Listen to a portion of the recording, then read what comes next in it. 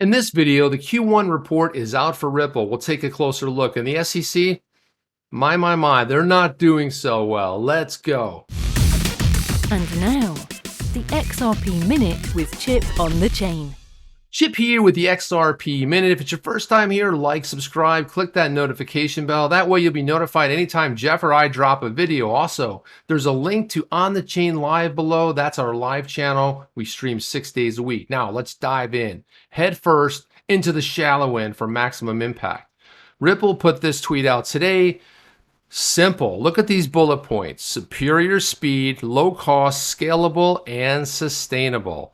That's how the XRPL, better known as the XRP Ledger, can help devs, developers build revolutionary payment solutions. Learn more. And I wanted to jump into this Q1 report that came out yesterday. Ripple publishes the quarterly XRP markets report to voluntarily provide transparency. Now, this is something that Ripple has been great at from day one. They've been one of the most transparent blockchain companies out there, really, and they've always basically reached out to the SEC and told the SEC every step they're making. It says, as an XRP holder, Ripple believes proactive communication and transparency are part of being a responsible stakeholder.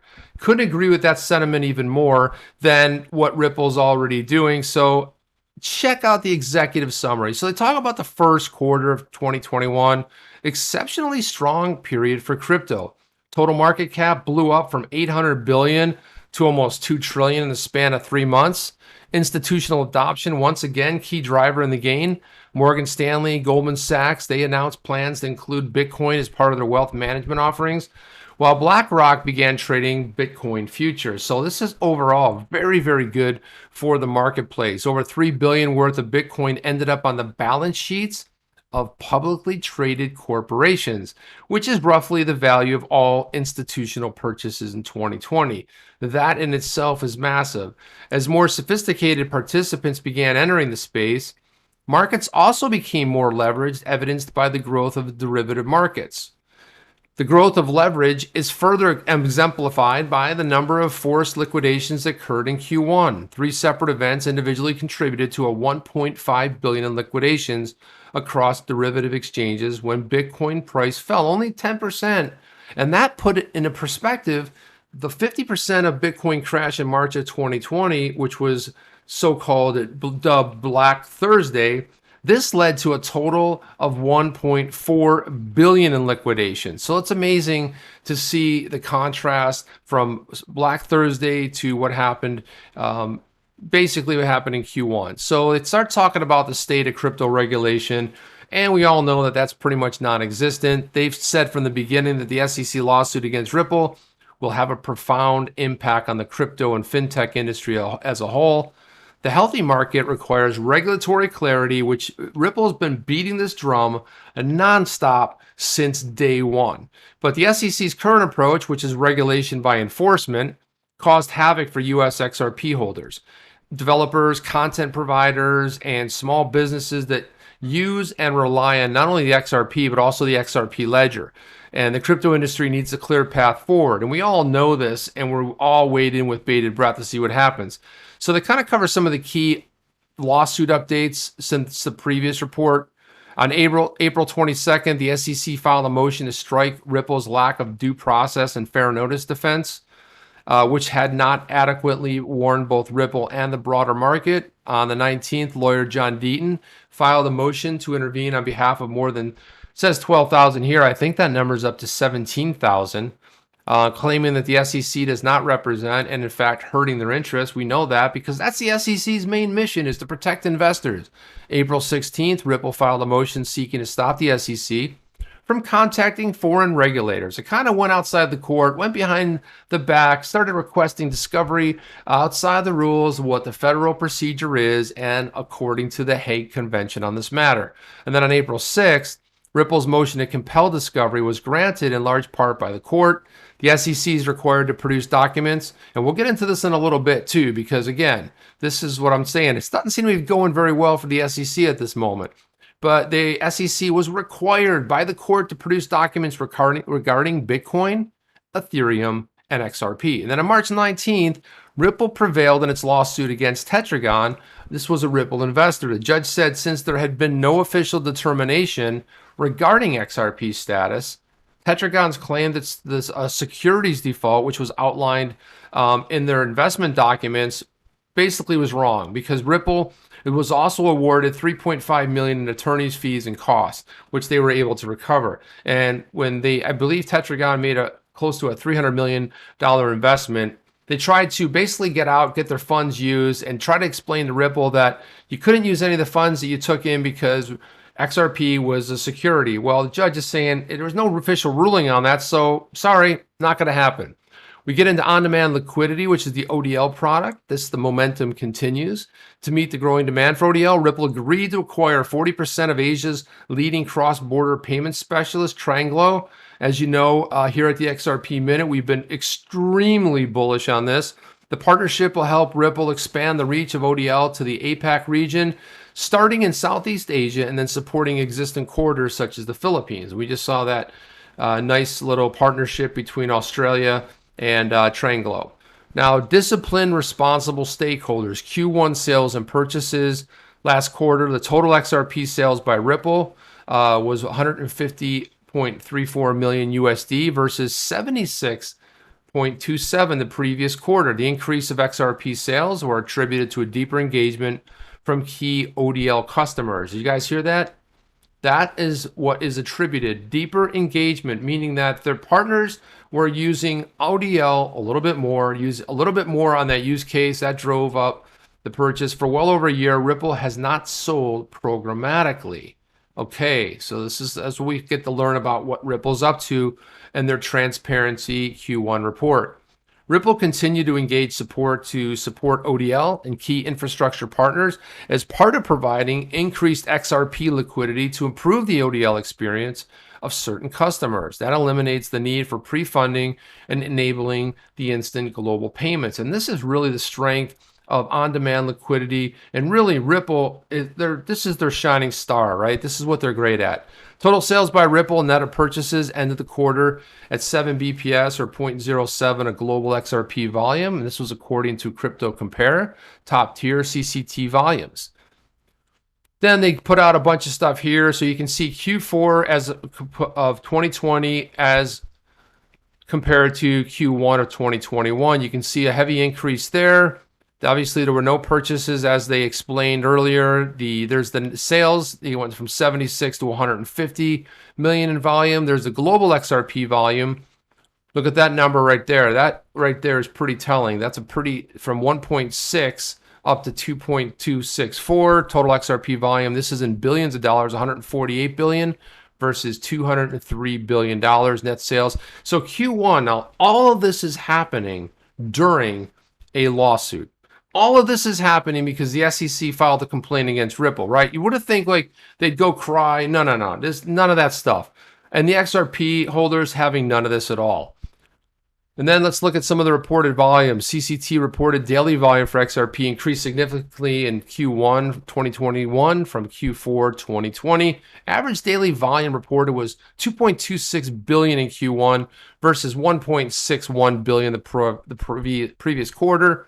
Notably, XRP volumes posted 4 of the highest volume days ever recorded. And you can see them right here. If you can see my cursor here, you look at that right there. Look at that. Boom. 1, 2, 3, boom, 4. There you go right there. The biggest days, highest volume ever recorded. And if you look at that, that's 131. That's right at the end of January right there. And then we saw it again in February. Then to get into a little bit of the volatility, they talk about Ripple's escrow. This comes up in conversation a lot. In Q1, 3 billion XRP were released out of escrow, 1 billion each month in line with prior quarters. And the official escrow arrangement in total was 2.7 billion XRP were returned. Okay, so they released 3 billion, 2.7 went back. There was always a little bit of people that look at this and they say, well, they're releasing a billion XRP. Well, they also put it back into escrow as well. All figures are based on transactions executed during the quarter. And then we have Ripple's committed to transparency. There's a slight uptick of conversion around Ripple flooding the market last quarter, as many continue to misunderstand the mechanics of the escrow process. which are simply transfers between Ripple Treasury and escrow management accounts, okay? And this is where a lot of people on Twitter, crypto Twitter, got this wrong, and this is where the misunderstanding. You're going from Ripple Treasury to the escrow management accounts. In other words, those transfers do not equate to Ripple distributing XRP, which is what we saw a lot of people basically speculating what was happening. Right here, so talk about accumulation, Q1 2021, a quarter of XRP accumulation. The number of whales wallets defined as wallets with balances of at least 10 million XRP increased from 308 to 319. So it increased a little bit there, but look at that. If you have 10 million XRP, that's some, those are some big whales, some big ballers there, right?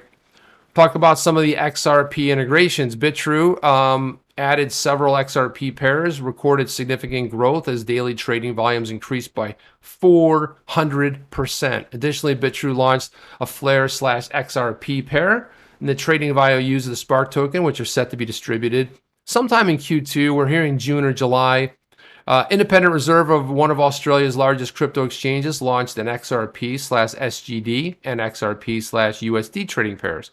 KuCoin Exchange added an XRP USDC pair. Multi-Bank Group launched the MexBit, an exchange catering to institutional customers to offer services. And then you had Likey relisted XRP, citing the token's capability to bridge the gap between blockchain and traditional finance.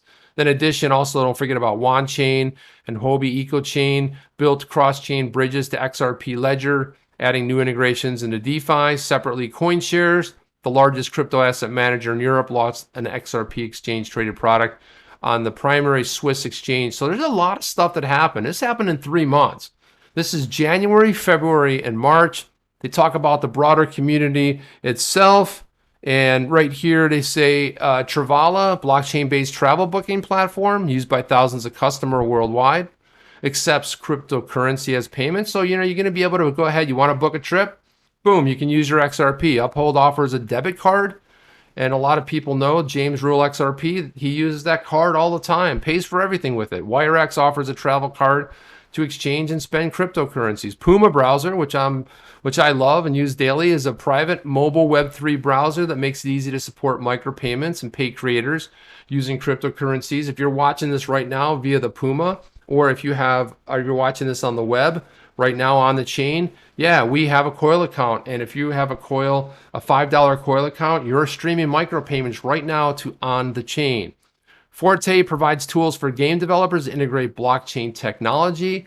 Audiotarchy, I'm still waiting to put my album up there. I got to find the time, but I will put my album up there of original music because I want to get on Audiotarchy. It's a streaming platform where artists and labels are paid directly using crypto for downloads. And that's pretty much it. That's a good summary of what's happening. But man, that's a lot of stuff that's happening in a very short period of time, 3 months, right? And I wanted to go over here. Let's go check this out here, Crypto Law. And John Deaton put this out. Obviously, he runs this, but he said, add it to our document library in order. This just happened yesterday from Judge Netburn, reaffirming the order that the SEC produce related documents to Bitcoin, ETH, and XRP, and then hand them over, right? So basically, they got a little bitch slapped here. The SEC whines all the time. They start their crying to the judge and this and that. Judge is having none of it. The judge is like, produce the documents. That's the bottom line. Produce them. Key points. SEC must produce communications with third parties, including external agencies and market participants, subject to a privilege assertion. So, yeah, time to start getting the documents together, SEC. They cry and complain about it. Do they not have the documents? Are they holding back? What's really happening here? SEC need not produce informal intra-agency. So any communications that were emails or like personal communications within, they don't have to produce that. But they're whining about communications with third parties. Judge Netburn slapped him again and said, no, time to produce those. And that's pretty much it. It kind of says a lot of the same thing right there. And then I wanted to get onto this right here. When we start looking at life, we start thinking about decisions you can make. I always like Naval. He's always putting some very interesting things to think on.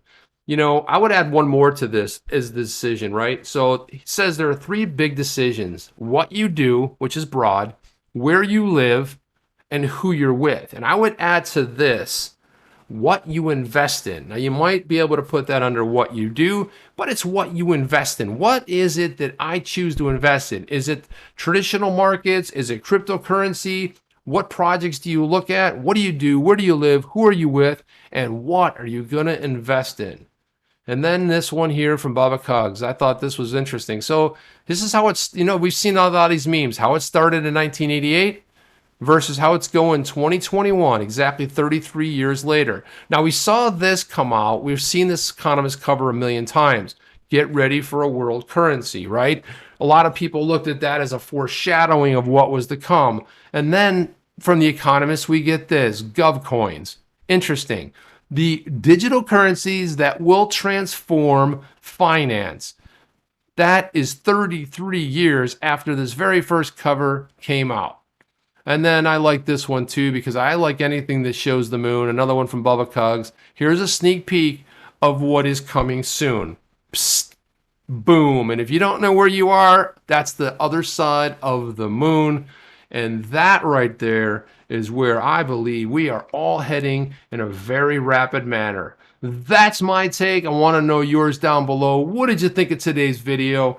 What do you have to add? What do you think about the Q1 Ripple report? It's outstanding that a lot of this happened in the wake of an SEC complaint against Ripple. And the SEC just doesn't seem to be faring very well.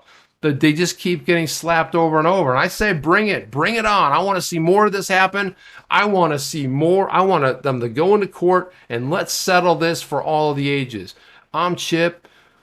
I will see you on the next one. Chip out.